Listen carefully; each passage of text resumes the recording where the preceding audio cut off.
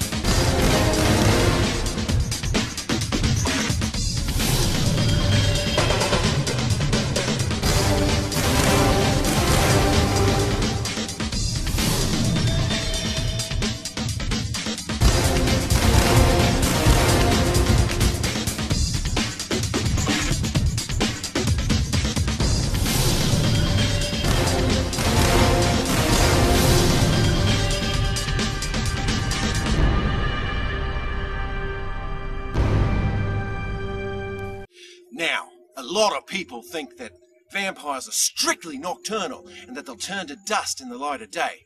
That's just not true. A lot of vampires come out in the daytime. And hopefully we're going to see a few over here.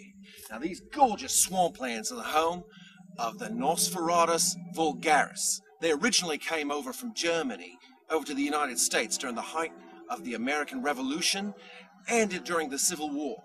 We're going to see if we can draw one of these guys out. And I got just the thing. Right over there. Just see him. His natural camouflage is keeping him hidden. I'm going to try and draw him out a little bit. It's too dangerous for me to go in there. All right, who's a pretty boy? Look at that. Look at that. You smell it?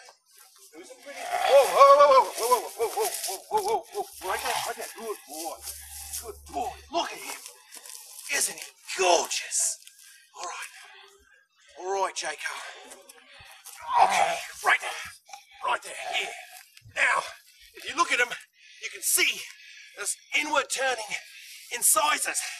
Those are nasty, nasty. They are kind of small and front facing, which means that they're better geared towards feeding off of small animals. However, don't let that fool you. Those things can be a pretty nasty bite for a human. They'll tear through flesh and muscle like it was nothing at all. Oh, and if only you could smell this stench he's letting off. That's another defense mechanism of his. It's telling me, you're not gonna prey on me. Come on, boy. You're all right. You're all right. You're all right. All right, now, we're gonna see if we can let him go gently, all right? All right, now. All right, come on. Come on, boy. Come on, boy. It's all right. It's all right. You're all right. There you go.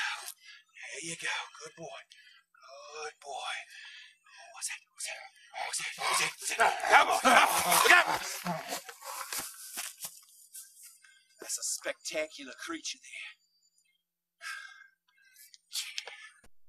there. Wow! What a great way to begin our quest to find the vampires of the American South. Running into a shy and elusive creature like the Nosferatu vulgaris has left me very confident about this adventure. The natural beauty and choice habitat makes this a perfect breeding ground for a wide variety of vampiric and pseudo-vampiric breeds that I'm hoping to encounter. Little did I realize, however, that soon I would find evidence of others seeking these noble creatures for their own purposes.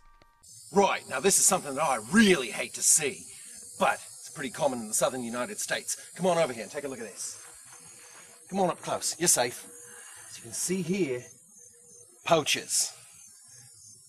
Nasty predators they are, but we're going to do something to change that. I'm going to need your help with this. Now, this is great. What we got here is a common goth. It's not a vampire at all. Also known as the Gothicus timorous. That's why I'm a lot more relaxed with this one here. You see, it's not a vampire at all. In fact, come on, darling. Come on, darling. Relax. Relax.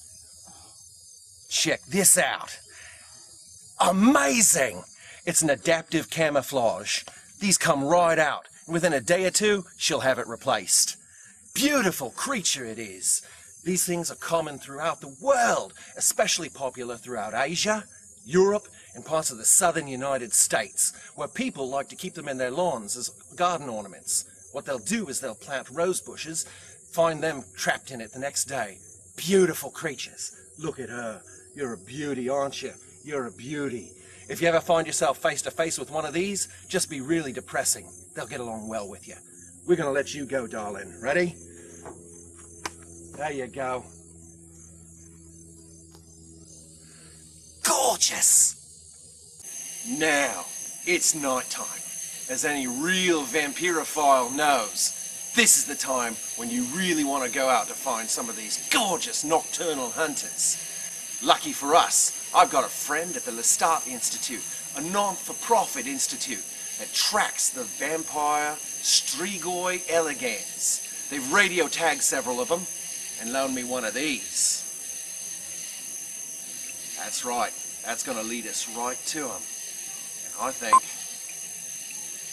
there's one out there now. Come on, let's go find him.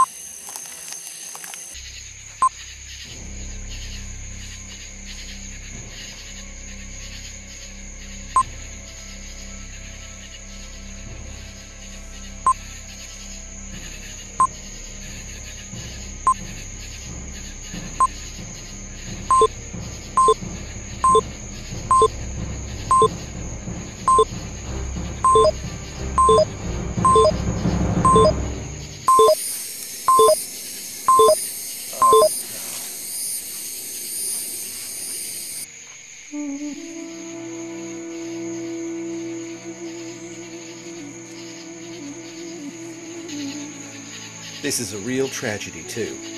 This was an adult male Strigoi, maybe 600 years. As you can see, they look a lot more like us, and that makes it easier for them to blend in with humans. This one hasn't shed his clothing in a few hundred years, which is what probably gave him away. A real shame. 2,000 years ago, Pliny the Elder described them as the elegant vampire, and the name, very well deserved, was used to describe the species.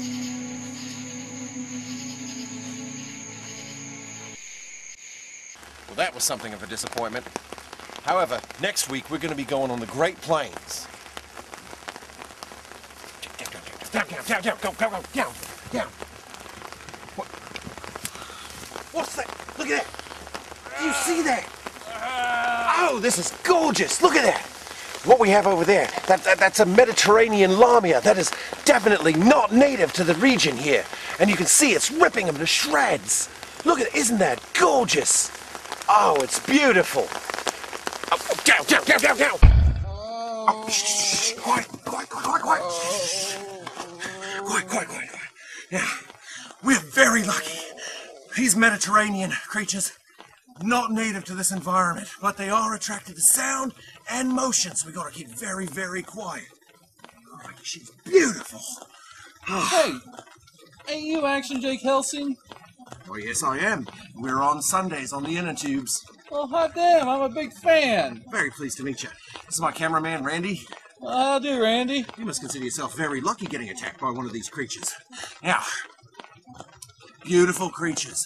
However, as I said, they are not native to this environment at all. So, how do you figure that we're getting these non-native species of vampire over here anyhow? Well, actually, I think it's a part of the illegal import trade. These things come over in shipping containers over the ocean into Miami, and then, because it's illegal, when these people are getting caught by the authorities, it's usually just easier for them to try and release them. Without any natural predators in the wild over here, it's very, very difficult for these things to be spotted and taken away and cared for the way they should be. What's she doing over there? Oh, well, she appears to be gnawing on your lower half of your body. And she's doing a great job on it, too. She's almost done there. Well, I reckon that's a pretty big meal there. That ought to hold her for a while. Unfortunately, for you, that's not quite true. See, these are in fact true vampires, which means that they don't necessarily feed on the blood or the flesh. What they actually feed upon is the life itself. So, even though she's going to have a big happy tummy with all that in her, pretty sure she's going to be coming real soon. In fact, it might be a good idea for us to get out of here. Come on, Randy. Wait! Where are you going? Hey, Well, little help here? I'm afraid that's what you get for being a poacher. What? You gonna be using these? What the hell are you doing? Later. Uh, You coming, Randy? I hope you've enjoyed our journey exploring the strange and fascinating life of the vampire. A journey of discovery, a journey of despair, and hopefully, a journey some will never forget. See me next week when I'll be facing a ferocious killer or misunderstood beast, the Tomoko Were Armadillo. I'm Action Jake Helsing, and this is Monster Safari.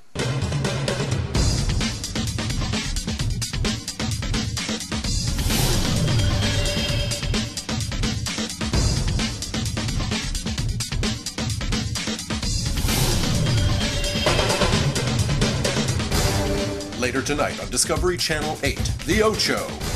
People who are visiting voodoo priests for a most unlikely cure for restless leg syndrome. Up next, what happens when you open your home to the wildlife. It's Growing Up Manticore with host Dane Cook.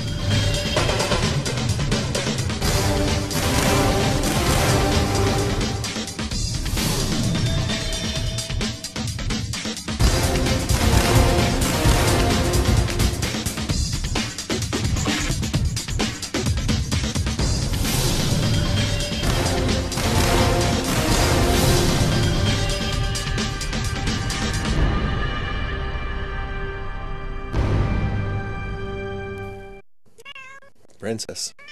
Thank you.